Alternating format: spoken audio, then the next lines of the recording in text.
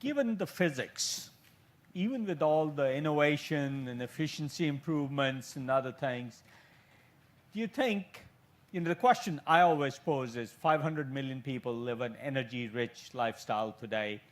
Could 5 billion people live an energy-rich lifestyle? No problem. I mean, that's our job. And you can argue about whether it should be US levels or European levels. There's a little factor, slightly more than 2, that sort of Americans, Canadians, Australians, we live in this overuse of energy thing. One guy who's an energy pessimist, the best writer on energy ever, by far, is Václav Smil. All of his books about technology, about fertilizer enriching the earth, why US is not the new Rome. He's written, I think, 14 or 15 books.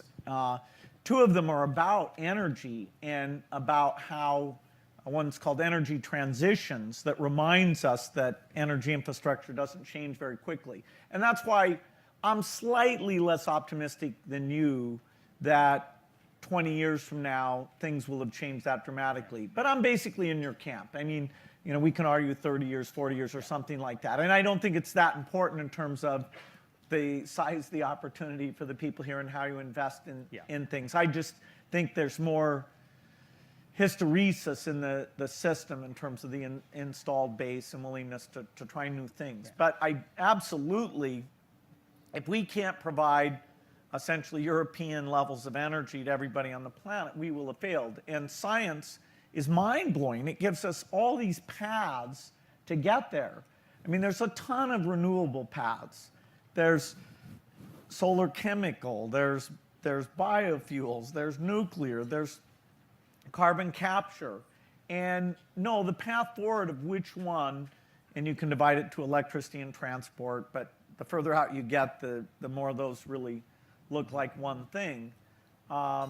It's not clear which path we're going to take. So it's not like the Manhattan Project, where we'll just say, okay, let's all go to Los Alamos tonight and we'll stay there for a couple of years and solve this thing. We need a bunch of people trying different things. But I don't have any doubt that we can achieve that kind of energy level for lots of people.